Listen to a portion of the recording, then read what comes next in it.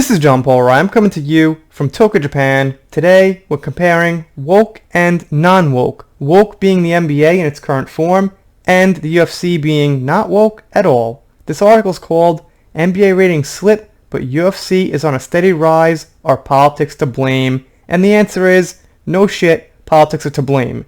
The NBA has Black Lives Matter on the court, and the UFC has a rule, no politics. And UFC views are up, and NBA views are down in the millions, which is absolutely horrible.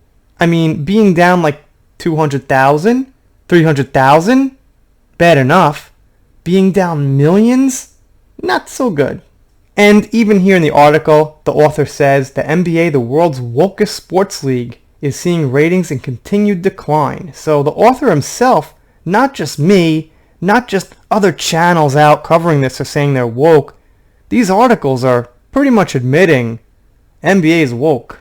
And like I said, TV rating declines in the millions. It goes without saying, they must be taking a financial hit from that. The article doesn't get into numbers, but it's safe to assume that, it ain't looking so good for profit.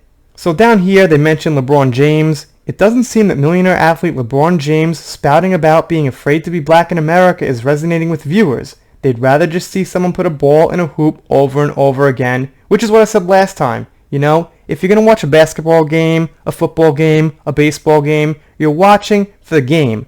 James LeBron is a ball player. He's not a politician. He's not somebody we really need to hear his opinion on what's going on these days. We want to see him play ball, if that's what we're watching the show for. Division in the NBA protest ranks. LeBron James adamant about canceling playoffs following tense boycott meeting. Does he care about anybody involved who actually was the foundation for him getting this career? How about the fans? Without the fans paying for tickets, merchandise, and everything else, he wouldn't be where he is. I mean, no matter how you cut it, there's only going to be a certain percentage of fans who are on the side of Black Lives Matter. And that percentage is not going to be a majority, I don't think. So he doesn't really care about quite a few fans there. He doesn't care about who got him to this point. All he cares about is his own message. I'll trade places with him in a second. I'll trade my, bank account of a couple of grand for his how much? And they say here that the UFC Ultimate Fighting Championship is going up in viewership. They also say the UFC has an apolitical policy, which means, as they say, no Donald Trump, no Biden, no Black Lives Matter, just the fighting. So, if it was basketball, just the ball playing. That's exactly how it needs to be. They say here there are no Black Lives Matter slogans anywhere instead of ads on the octagon. The social media profiles stick to the combat as well. It's a nice departure from what other sports are doing. This supports the general theory that going woke for an entertainment or cultural outlet leads to going broke. Though that statement isn't accurate 100% of the time, there's definitely some validity to it. Politics are not a fun thing to think about. Nobody wants to start discussing abortion law or the application of John Locke's philosophy to politics while they're watching the Super Bowl. You don't want to be that guy at the party because you're going to be seen as a major downer, and I'd say a major fucking downer. So when you're putting up Black Lives Matter on your play area when people chanting those same words are burning cities, it's not the best look.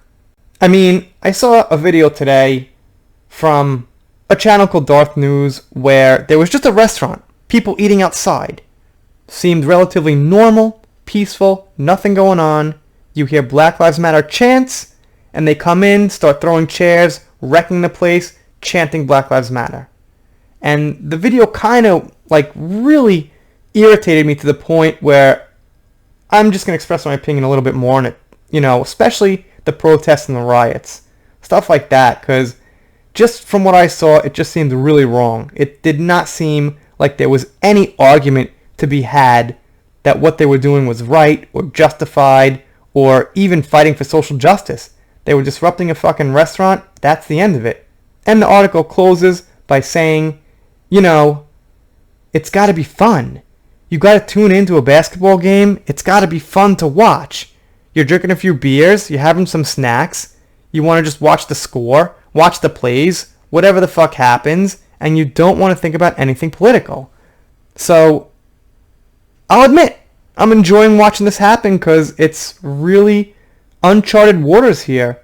We don't know which way it's going to go. I mean, I don't think the NBA could actually fade away because of this, actually completely go broken out of business, but I don't know, man. Seems like there might be some long-term effect, so I'm going to keep following it. You guys, let me know what you think down below. Doing shout-outs, special thanks, things like that. If you're not subscribed here, consider it. Click that subscribe button. You'll get videos. It'll be great. If you don't subscribe, I guess I'll be sad, but I'll get over it. See you next time.